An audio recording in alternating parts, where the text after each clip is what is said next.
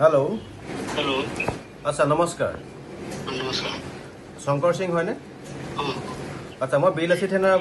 अपना district secretary Guwahati विकास अखमे কৈ আছিলো अच्छा कि এখন শৃংখলা কেছত এফআইআর দিয়া হৈছে নেকি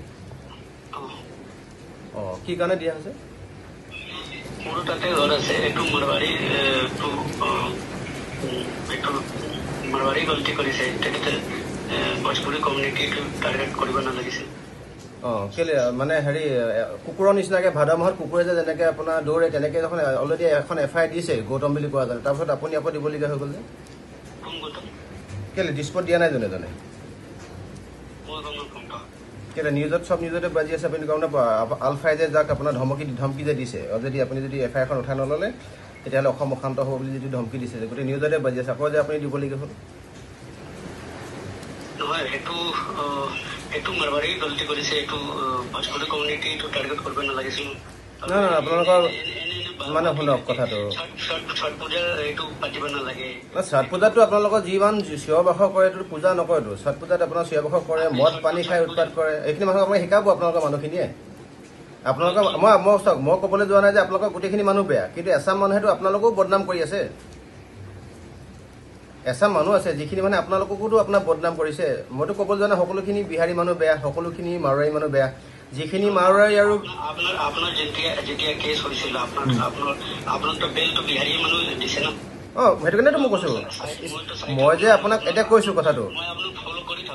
চাওক আপোনাক যে মই এতিয়া কথাখিনি যে কৈছো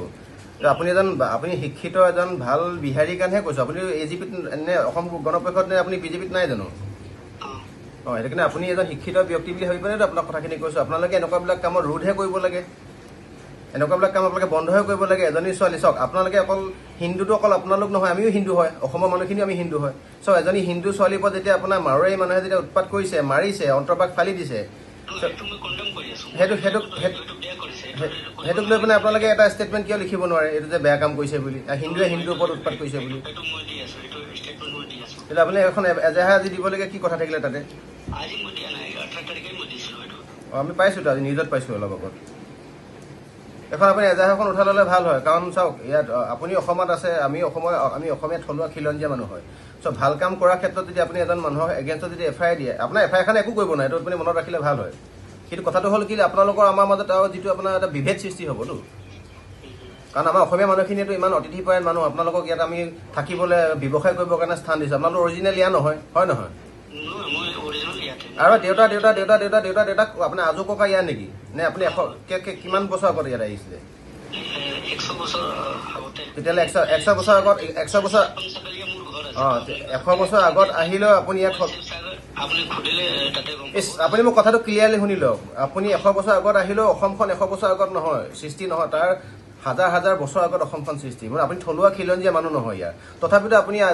এজন গৰ্বিত অসমীয়া বুলি এটা কাৰণে কৈছো যে আপুনি অসমীয়াখিনি ধুনীয়াকৈ ক'বলৈ শিকিলে অসমীয়া কালচাৰত আপুনি ৰীতি নীতিৰ লগত আপুনি অসমীয়া সংস্কৃতিৰ লগত বিলীন হৈ গৈছে কিন্তু শৃংখলচলীয়া এগেইনষ্টত আপুনি যিখন এফআইআৰ দিছে সেইখন এফআইআৰত আমি এটা কাৰণে আমি অসন্তুষ্টি প্ৰকাশ যে শৃংখলচলীয়াই অসমৰ জনসাধাৰণৰ কাৰণে বা বিলাসীত নাই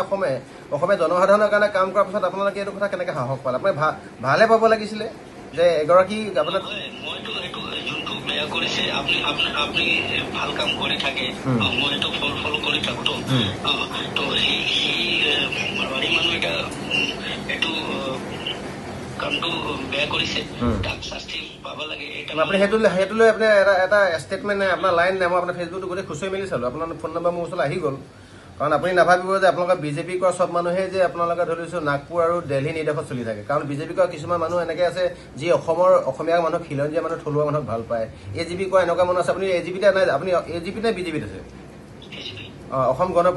গণপৰিষদটো আপোনাৰ সৃষ্টি নাগপুৰত নহয় ন অসম গণপৰিষদ সৃষ্টি অসমত অসম গণপৰিষদ সৃষ্টি হৈছিলে আপোনাৰ অসম আন্দোলনৰ ফলশ্ৰুতিত আমাৰ অল আছাম ষ্টুডেণ্ট ইউনিয়নৰ ব্যক্তিসকলে এটা খোলা অৰ্গেনাইজেশ্যন যিমানখিনি মূঢ়পতা ব্যক্তি গোটেইখিনি আছো এজন প্ৰাক্তন আপোনাৰ নেতা হয় চ' আপুনি এটা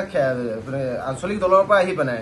অসম গণপৰিষদৰ নিচিনা দলৰ পৰা আহি পেলাই কেনেকৈ আপুনি সাহস কৰিলে যে শৃংখলচলীয়া এগেইনষ্টত এখন এফআইআৰ দিব লাগে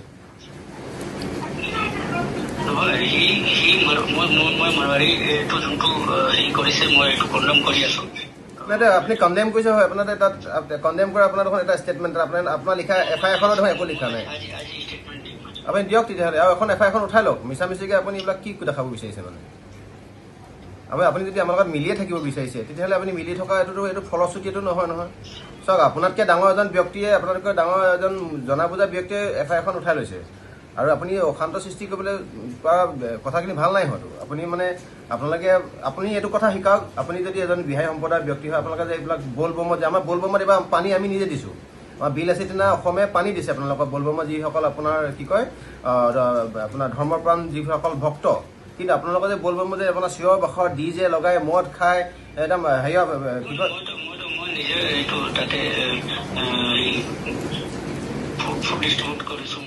নহয় মই আপোনালোকে এইটো শিকাব লাগে বলবমত যে বলবমত আপোনালোকে মদ খায় মানুহে আপোনালোকে ৱাইন শ্বপৰ ফ্ৰণ্টত আপোনাৰ মদ কিনি পেলাই এইবোৰ ফটোটো গোটেই ভাইৰেল হৈছে